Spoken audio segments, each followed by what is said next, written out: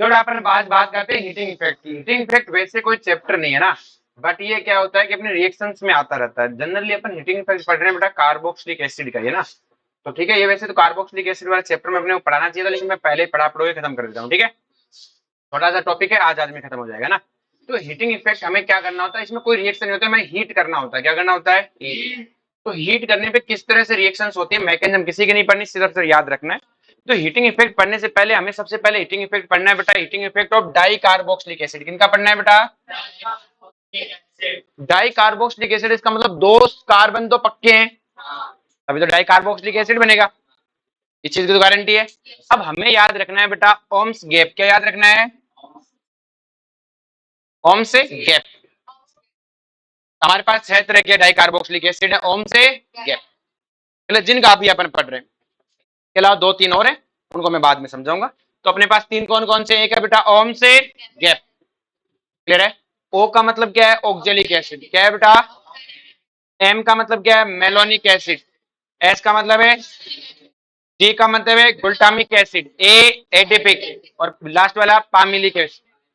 पामिलिक acid. बोलो कोई दिक्कत है? अब हमें सीधा याद रखना है ओम्स गैप से। अब देखो बेटा इसमें सिंपल सी कहानी, सबसे नंबरिंग ऐसे याद रखो। पहले वाले में नंबर ऑफ कार्बन होते हैं, जो डाई कार्बोक्सिलिक एसिड कितने कार्बन से स्टार्ट होने? 2। तो इसमें 2 होने, तो इसमें 3, इसमें टोटल कार्बन है 4, इसमें 5, इसमें 6, इसमें 7, क्योंकि मिनिमम 2 से स्टार्ट है। कहां से स्टार्ट है?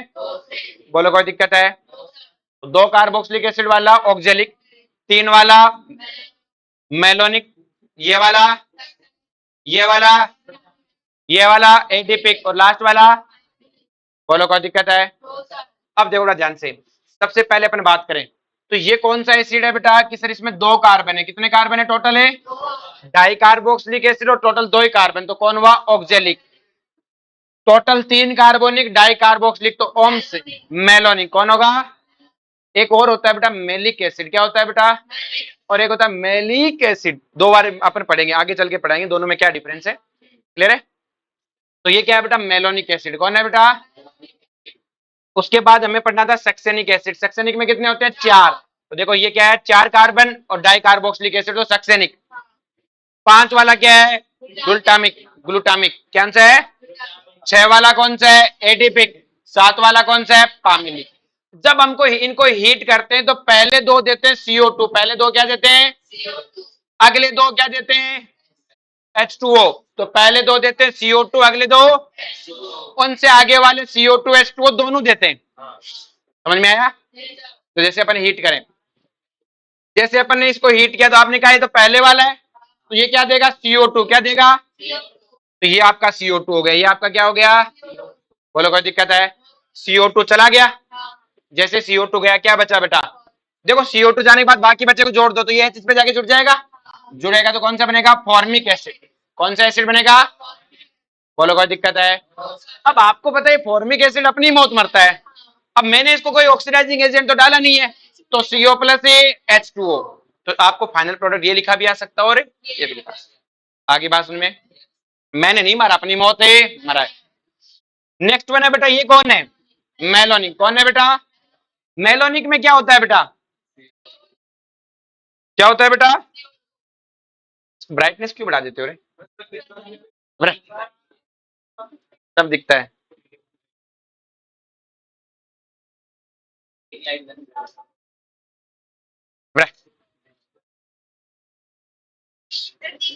यार बुढ़ापे में नहीं दिखता, मानते हैं। तुम देखा होगा तो अपने मम्मी पापा दादा दादी उनके पास फोन है तो ब्राइटनेस पूरी रखता है एकदम खींच के, तो तुम पे बस गुण वही आ गए हैं। क्लियर है? अब थोड़ा ध्यान से, तुम तो उतनी दूर बैठे हो, यहाँ ब्राइटनेस रखते हो, तो मेरे तो कितना लाइट पड़ती है। क्लियर है? अब जय अगर अपन इसकी बात करें तो इसमें अपन बात करें तो क्या होगा बेटा? CO2 निकलेगा। क्या निकलेगा? CO2, क्योंकि पहले 2 में से CO2 निकलता है, दूसरे पे आता है ओम्स गैप में। CO2 निकलने के बाद जो बचा उसे जोड़ दो, H यहाँ के जुड़ेगा, यहाँ जुड़ेगा तो कौन सा एसिड बनेगा? एसिडिक। फिर ये कौन है बेटा? Succinic acid. और इसमें से क्या निकलता है? H2O। पहले 2 में CO2, अगले 2 में, तो आप यहाँ से H2O निकाल दो, बाकी बचे हुए सारे को जोड़ो। जैसे जोड़ोगे ये इसी से आगे जुड़ेगा, और जुड़ेगा तो क्या बनेगा? एनहाइड्राइड। क्या बनेगा?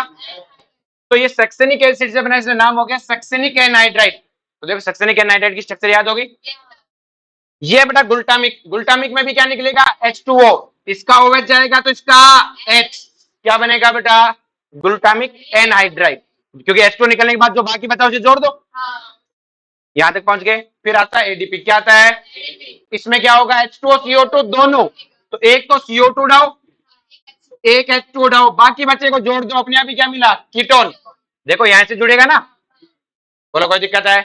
नेक्स्ट वन क्या होगा बेटा पैमिलिक में क्या होगा H2O CO2 दोनों, तो ये रहा H2O, सॉरी ये रहा H2 और ये रहा CO2, सारा उड़ाने के बाद जोड़ दो, ये लो। अब जैसे एग्जाम में देखो यहां तक हम रिएक्शन करके आएंगे, लास्ट में वो लिख देगा हीट, तो जैसे हीट लिखा आपने कहा 1 2 3 डाई कार्बोक्सिलिक एसिड 3 मेलोनिक वाला हुआ, मेलोनिक हुआ तो कौन जाएगा CO2, CO2 डालने के बाद जोड़ दो। जैसे ये हमारी रिएक्शन में कहीं प्रोडक्ट बना तो हमने देखा 1 2 3 4 सक्सेनिक वाला हुआ, सक्सेनिक में क्या होता है बेटा H2O सिर्फ, तो H2O निकालने के बाद एनहाइड्राइड आपका तैयार। क्या समझ में आ गया बेटा, कोई दिक्कत है इसमें पक्का। अब देखो ना ध्यान से, अपने पास 3 और एसिड होते हैं, एक होता है बेटा अपने पास में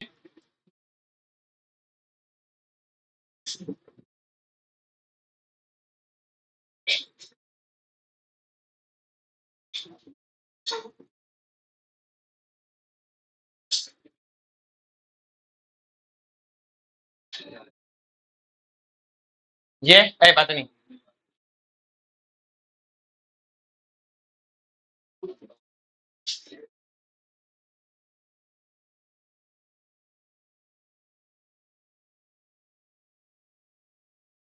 ये 3 एसिड और होते हैं, ये भी डाइकार्बोक्सिलिक है। आपको मुझे कल की क्लास में ये बताना है कि इनमें से किसका क्या नाम है,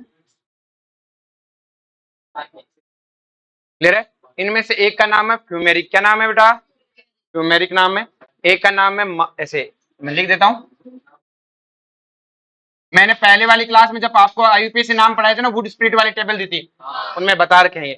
एक का नाम फ्यूमेरिक है, एक का नाम है मेलिक एसिड, है, और एक का नाम है बेटा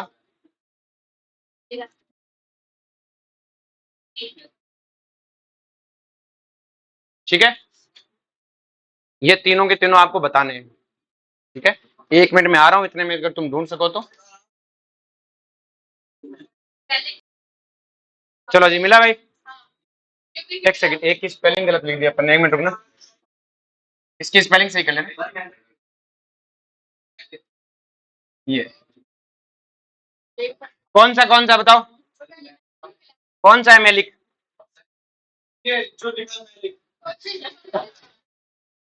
देखो ये वाला लास्ट वाला है बेटा,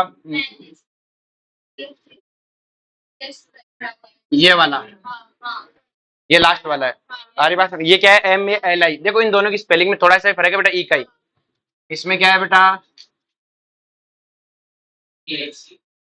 ई आएगा, बाकी सब सेम है, स्पेलिंग में क्या आएगा ई। और ये कौन है बेटा आपका ट्यूमेरिक एसिड, कौन है बेटा, आप सुनो ध्यान से, देखो याद रखना बहुत जरूरी है इनको, क्योंकि ये अब देखो आपने एक ये पढ़ा बेटा, और अभी तुम ये पढ़ के आए हो, ये कौन है मेलोनिक एसिड,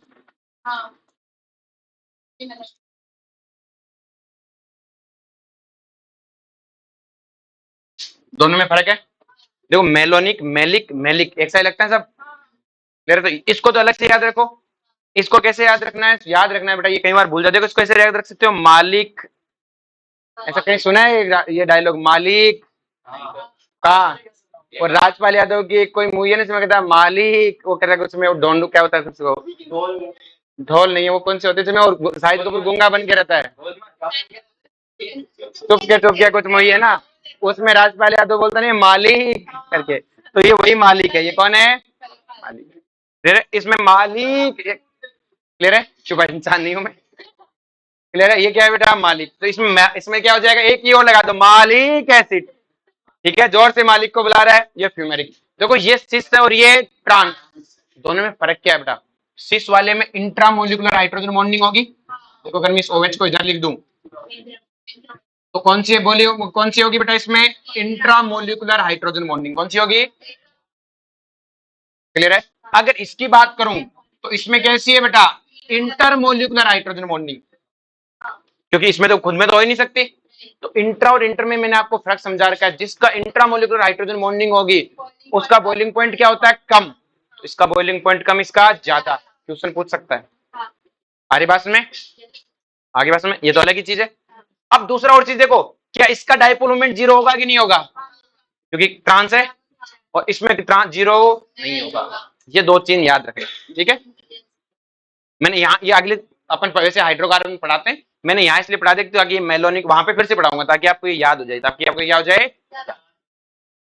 नेक्स्ट वन अपने ये पढ़ लिया सारा का सारा। चलो जी नेक्स्ट पढ़ते हैं, heating effect of hydroxy carboxylic acid. कि कार्बोक्सिलिक एसिड हाइड्रोक्सी मतलब एक OH होगा। एक क्या होगा? OH। तो देखो बेटा ध्यान से, हमारे पास अगर अल्फा हाइड्रोक्सी है, क्या है बेटा? उसके केस में तो होता है डाइमर। क्या बनता है? डाइमर।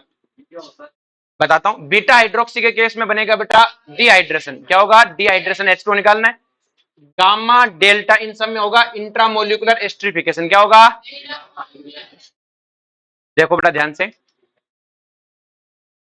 इसी तरह हमारे पास हीटिंग इफेक्ट हम एमिनो एसिड के भी पढ़ेंगे। किसके पढ़ेंगे? Amino carboxylic acid. किसके पढ़ेंगे? एमिनो। ये क्या होते हैं इनको भी समझाता हूं, पहले वो वाले समझाता हूं। सबसे पहले पढ़ते हैं अल्फा हाइड्रोक्सी कार्बोक्सिलिक एसिड। कौन बेटा?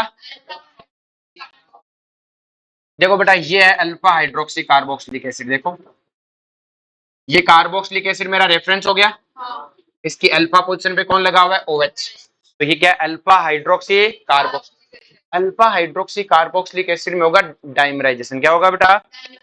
देखो देखो ध्यान से, ये मेरे पास एक alpha car hydroxy carboxylic acid है। देखो ये इसका OH, और ये क्या है बेटा? Carboxylic acid. यही है बेटा। ऐसा ही देखो दूसरा है, इसका भी देखो अल्फा पे OH है। अब देखो एक से ध्यान से देखो तो डाइमराइजेशन नहीं है, एस्ट्रिफिकेशन है। देखो इस कार्बन का क्या आ रहा है? OH, और इधर कार्बोक्सिलिक एसिड का क्या आ रहा है? OH। तो इस एल्कोहल का तो H जाएगा, इसका क्या जाएगा? OH। क्या ये एस्ट्रिफिकेशन हुआ? ये बन गया एस्ट्रिफिकेशन। सारी बात में, इसी तरह इस पे भी OH था, इसका कार्बोक्सिलिक एसिड था, इनमें क्या होगा? एस्ट्रिफिकेशन। यहां से भी क्या जाएगा? H2O। दोनों जगह से H2 गया, क्या बन गया? डाइमर। क्या बन गया? ये वाला पार्ट कहां से आया बेटा? पहले से, और ये पार्ट कहां से है? आरी भाषण में। इस चीज का नाम है लैक्टिक एसिड। क्या नाम है? मैंने आपको बताया था कि कोई है जो बड़ा होकर लैक्टिक एसिड बनेगा। याद करो ये क्या था बेटा आपके पास में? एसिडल्डिहाइड। इसमें HCN डालने पे आपको पता है कि साइनाइड पे नेगेटिव चार्ज है, साइनाइड इस कार्बन पे अटैक करेगा, और H कहां जाएगा? ऊपर।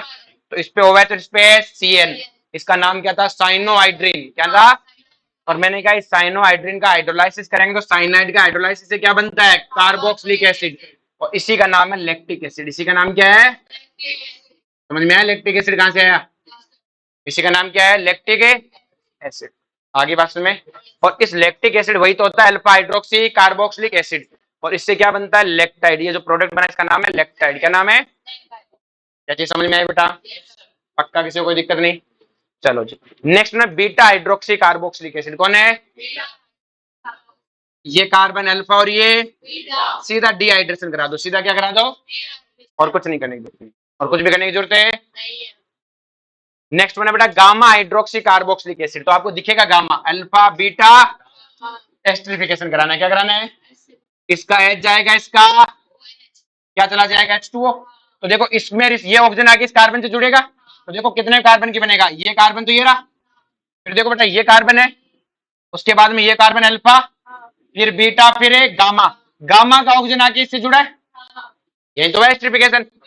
अब देखो ये कौन, ये हमें पता है साइक्लिक क्या है बेटा? एस्टर। और साइक्लिक एस्टर को मैंने आपके IUPAC में समझाया था, क्या बोलते हैं? लेक्टोन। क्या बोलते हैं?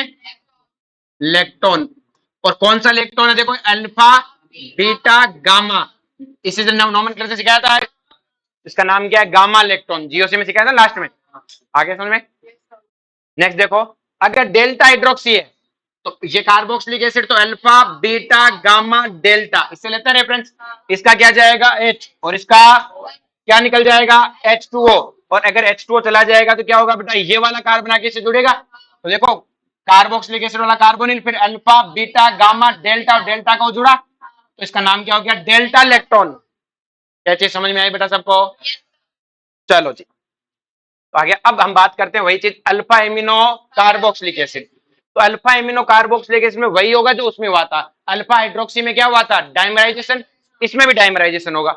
तो डाइमराइजेशन में आपको एक चीज पता है बेटा, कोई कार्बोक्सिलिक एसिड है बेटा, अगर वो अमोनिया से रिएक्शन करता है तो क्या होता है कि सर कुछ नहीं, वही एस्टरिफिकेशन जैसा ही काम है, इसका H2 जाएगा, एमाइड बनेगा। तो ये वही तो होगा। देखो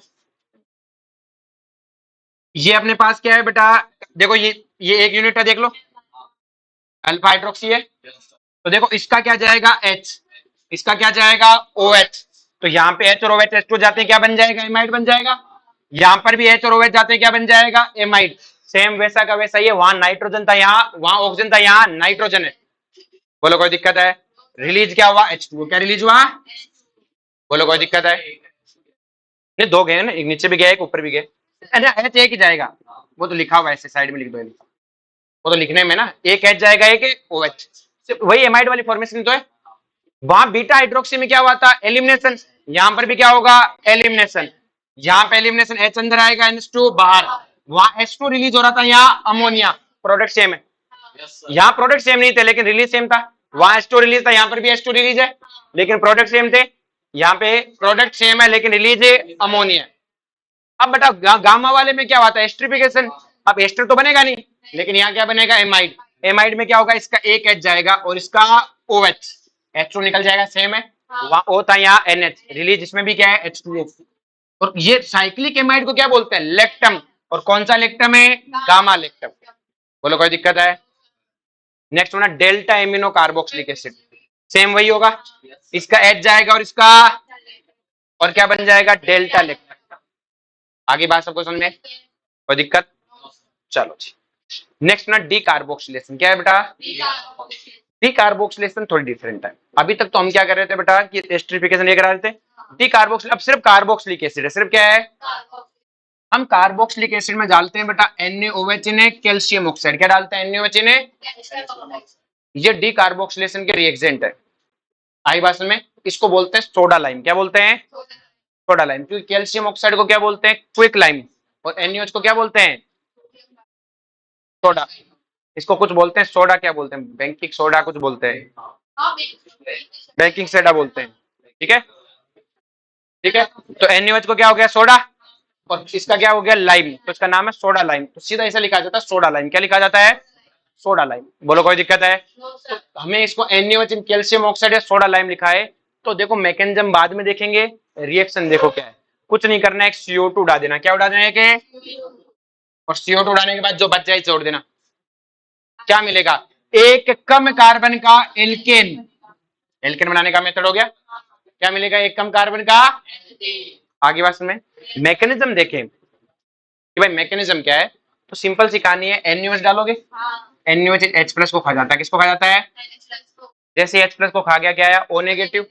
अब ये O नेगेटिव के इलेक्ट्रॉन अंदर आएंगे तो R बाहर जाएगा, कौन बाहर जाएगा, तो बाहर क्या निकला, CO2, क्या निकला, और क्या R बाहर निकलते क्या मिला, R नेगेटिव, क्या मिला, कार्बोनाइल, और यही RDS है, यही क्या है, मतलब रेट ऑफ रिएक्शन किस पे डिपेंड करेगी, स्टेबिलिटी ऑफ ए कार्बोनाइल। अब आप H2 डाल दो, क्या डाल दो, क्या जाएगा, RH। अगर मैं यहाँ D2 डालता तो इसका मतलब ये H कहां से आता है, सॉल्वेंट से, ये कहां से आता है, लेकिन अपने को सॉल्वेंट वॉल्यूम में फंसते नहीं, अपन तो सीधा ही बोल देते हैं कि सर सीधा ही बोल देते, मतलब मैं तो कहता हूँ सीधा ही उड़ा दो, बाकी बच्चे को जोड़ दो। रियलिटी में ये वाला हाइड्रोजन यहाँ नहीं जुड़ा, ये तो कोई सॉल्वेंट से है, कहां से है। तो अब मुझे एक चीज पता लग गई कि सर ये जो डी कार्बोक्सिलेशन वाले नोटंकी कर रहे हो ना, इसमें जो रेट ऑफ रिएक्शन है ना, ये स्टेबिलिटी ऑफ कार्बोनाइन पे डिपेंड करती है, किस पे डिपेंड करती है, बाकी मैकेनिज्म से मुझे कोई लेना देना। अब किस सर कार्बोनाइन की स्टेबिलिटी से डिपेंड करती है, मतलब मैंने जैसे तुम्हें 4 ऑप्शन दिए, मैंने कहा इनमें से किसकी सबसे ज्यादा स्टेबिलिटी होगी, सोचना नहीं है, सब में से CO2 उड़ा देना है। जैसे लिखिएगा डी कार्बोक्सिलेशन के लिए, तो डी कार्बोक्सिलेशन का मतलब CO2 उड़ा दो, CO2 उड़ाने के बाद जो बच गया उस पर क्या लगा दो, नेगेटिव चार्ज। अब हमें देखना है इस नेगेटिव चार्ज की स्टेबिलिटी। अब देखो ना ध्यान से, ये CH3 क्या करता है, डोनेट करता है, फ्लोरीन और क्लोरीन क्या करते हैं, ऑल और विड्रॉ, वो सिद्धांत वाली कहानी।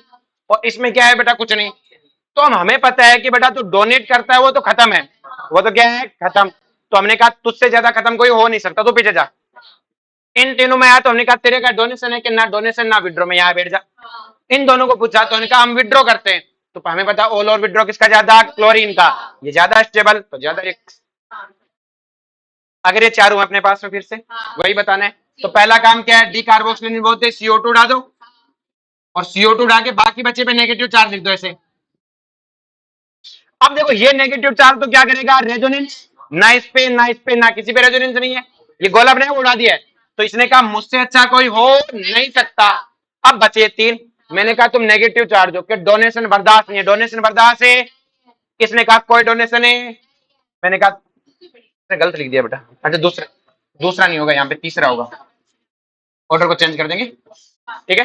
तो पहला सबसे ज्यादा, अब देखो दूसरे और तीसरे चौथे में बात करो, दूसरे में क्या हो रहा है, डोनेशन, तीसरे में चौथे में तो दो दो डोनेशन, और इसमें ये निकलने के बाद कोई डोनेशन नहीं, तो ये ठीक है। हमने कहा चौथे को तुझसे खत्म ज्यादा कोई हो, चलिए वो लिखने में होगी, बोलो कोई दिक्कत है। अब बेटा रोल ऑफ कैल्शियम ऑक्साइड की, सर कैल्शियम ऑक्साइड क्या कर रहा है, मैकेनिज्म में दिखाई नहीं है कुछ करता, NaOH कर रहा था, फिर क्यों डालते हो, ये सॉल्यूशन को डी क्या रखता है बेटा, सूखा रखता है। कैल्शियम ऑक्साइड एक as a dry agent for NaOH, किसे ड्राई एजेंट क्यों चाहिए बेटा, आपको याद है मैंने कई बार कार्बोक्सिलिक एसिड में NaOH डाला, तब तो ये रिएक्शन नहीं करवाई मैंने, सिंपल से यही रिएक्शन करके छोड़ देता था ना, कि सर आपको तब अकल नहीं आई थी ये करवा लो, क्योंकि तब पानी था, क्या था बेटा, एक्वस मीडियम में ये सॉल्वेंशन में घुला रहता है, कुछ नहीं करता, लेकिन पानी नहीं होता, कैल्शियम ऑक्साइड सारे पानी को एब्जॉर्ब कर जाता है, जैसे रिएक्शन करेगा H2 निकलेगा, OH माइनस इसके H को तो खाएगा, इस H2O को कैल्शियम ऑक्साइड खा जाता है। अब ये सूखा पड़ा पड़ा रिएक्शन करता है, सूखा पड़ा पड़ा क्या करता है, वरना तो सॉल्यूशन में घुल के मस्त रहता है, अब ये पड़ा पड़ा अनस्टेबल रहता है तो टूट के फूट जाता है, ड्राई होना बहुत जरूरी है, क्या होना जरूरी है, तो कैल्शियम ऑक्साइड सिर्फ ड्राई का काम करता है, अगर कैल्शियम ऑक्साइड नहीं होगा तो ये रिएक्शन है, आगे बात में। नेक्स्ट में beta keto carboxylic acid, beta keto carboxylic acid, अगर अपन बात करें बीटा कीटो कार्बोक्सिलिक एसिड की, तो अपने को पता है बेटा ये अल्फा और ये बीटा, देखो बीटा पोर्शन पे क्या है, कीटोन है, कार्बोक्सिलिक एसिड के रेस्पेक्ट में बीटा पे देखना है, हमने इसमें NaOH कैल्शियम ऑक्साइड डाला, पहली स्टेप में क्या होगा, CO2 बाहर जाएगा, क्या बनेगा, नेगेटिव चार्ज, ये नेगेटिव चार्ज दबा के स्टेबल है, दबा के स्टेबल रेजोनेंस है, और अगली स्टेप में H+ आते क्या बन जाएगा, CH3, बोलो कोई दिक्कत है। अब ध्यान रखना ये H+ कहां से आता है, एसिड से, कहां से आता है, एसिड से, अब बात जो H2 सॉल्वेंट से आता है, ध्यान रखना, अपन सीधा बोल देते हैं। अब अपन की जो ये एनाइन इतना स्टेबल है कि आप ये ना डालो तब भी रिएक्शन हो जाएगी, आप सिर्फ हीट कर देना, क्या कर देना, क्योंकि हमें पता है CO2 जाने के बाद ये एनाइन बहुत स्टेबल है, तो आगे से सिर्फ हीट लिखे आए तब भी CO2 को उड़ा देना, CO2 उड़ा के जोड़ देना, CO2 उड़ा के, तो अपन क्या बोलेंगे, बीटा पे अगर कीटोन हुआ, क्या हुआ, तो CO2 बाहर है निकलेगा in the presence of heat, मतलब आप ये डालो तो ठीक, ना डालो तो ठीक। भाई अगर बीटा यहाँ पे नहीं होता, जैसे ये वाली रिएक्शन थी, इनको कैल्शियम ऑक्साइड चाहिए CO2 को बाहर निकालने के लिए, लेकिन बीटा पे अगर कीटोन है तो वो कहता है मुझे नहीं चाहिए नोटंकी, मेरा एनाइन बहुत स्टेबल है, मेरा एनाइन है, मैं हीट पे ही दे दूंगा रिएक्शन, मैं हीट पे ही, तो समझ में बीटा कीटो कार्बोक्सिलिक एसिड और डी कार्बोक्सिलेशन में डिफरेंस, आप इसका डी कार्बोक्सिलेशन करवा सकते हो NaOH कैल्शियम ऑक्साइड से, ये कहता है मैं डायरेक्ट डी कार्बोक्सिलेशन कर देता हूँ, क्यों खर्चा पानी कर रहे हो, क्योंकि मेरा एनाइन क्या है, स्टेबल, इसका एनाइन बहुत स्टेबल है ना, आगे बात समझ में। नेक्स्ट बने कोल्बे इलेक्ट्रोलाइसिस, कौन सा है बेटा, देखो इलेक्ट्रोलाइसिस में आपको तब समझा पाऊंगा जब मैं आपको इलेक्ट्रोकेमिस्ट्री चैप्टर पढ़ा दूंगा, वो अभी मैंने पढ़ाया नहीं, जब मैं इलेक्ट्रोकेमिस्ट्री पढ़ा दूंगा तभी करा दूंगा, तो अभी इलेक्ट्रोकेमिस्ट्री पढ़ाई नहीं, लेकिन मैकेनिज्म ही नहीं समझा पाऊंगा, बाकी तो पढ़ा ही सकता हूँ, रिएक्शन क्या है ट्रिक तो समझ सकते हैं, क्लियर है। तो देखो बेटा इसमें कुछ नहीं है, पहली बात तो इसमें 2 मोल कार्बोक्सिलिक एसिड लेने, कितने मोल लेने, 2 मोल कार्बोक्सिलिक एसिड लेने, दोनों के CO2 उड़ा देने, दोनों के, बाकी बच्चे को जोड़ देने, बाकी बच्चे को, देखो ये कार्बोक्सिलिक एसिड है, आपको NaOH कैल्शियम ऑक्साइड डाला, आपने कहा तो डी कार्बोक्सिलेशन है, डी कार्बोक्सिलेशन में CO2 उड़ाया, बाकी बच्चे को जोड़ दो, मेथेन बना, क्या बना, लेकिन कोल्बे लिखाया गया, तो कोल्बे लिखाएगा या इलेक्ट्रोलाइसिस लिखाएगा, क्या लिखाएगा, कोल्बे लिखाया, तो आपने कहा 2 मोल लो, कितने मोल लो, तो आपने ये 2 मोल ले लिया,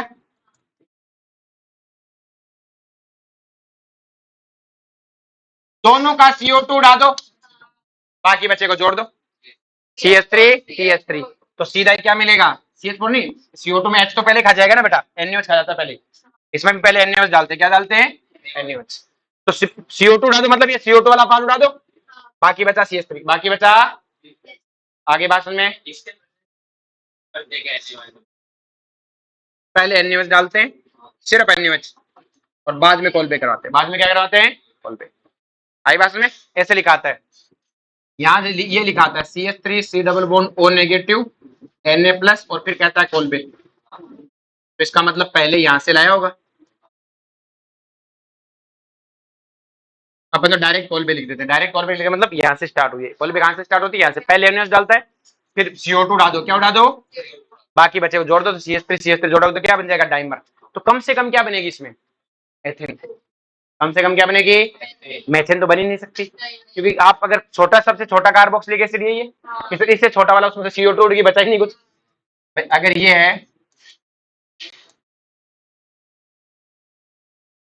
इसमें अगर CO2 उड़ा दूं तो हाइड्रोजन बन सकती है, मेथेन तो नहीं बन सकती। तो ये लाऊंगा तो इसमें कम से कम एक CH3 इसका आएगा, एक CH3 इसका आएगा, तो इसमें सबसे मिनिमम क्या बनेगी, एथेन। आ रही बात में। अब इसमें सिमेट्रिकली बनता है, क्या बनता है, जैसे अपने पास ये, मैंने कहा इसका कॉल पे कराओ, CO2 उड़ा दो, बाकी कितने बचे, 2 कार्बन, तो दोनों को जोड़ दो, कितने हो गए, 4। तो क्या कॉल पे का तरीका क्या है कि 2 मोल लो, दोनों के CO2 उड़ाओ, बाकी बचे कार्बन चेन को जोड़ दो। तो अगर 4 कार्बन का है तो कितने का बनेगा, अबे 4 का नहीं बनेगा, 4 का होगा ना, तो एक तो कार्बोक्सिलिक एसिड होगा ना, एक तो कार्बोक्सिलिक एसिड होगा, एक तो कार्बोक्सिलिक एसिड, भाई 4 कार्बन का कार्बोक्सिलिक एसिड है, तो एक CO2 जाएगा, एक से, एक जाएगा दूसरे से, बाकी बचे को जोड़ो। जैसे ये है, इसका कॉल पे कराओ, CO2 उड़ा दो, बाकी बचे दोनों रिंग को जोड़ दो, आगे बस। लेकिन अगर NaOH कैल्शियम ऑक्साइड डाले तो सिर्फ CO2 उड़ाओ, तो डीकार्बोक्सिलेशन में CO2 उड़ा के जोड़ दो, और इसमें CO2 उड़ा के 2 चेन को जोड़ दो, आगे समझ में। तो कॉल पे कैसे कराना है,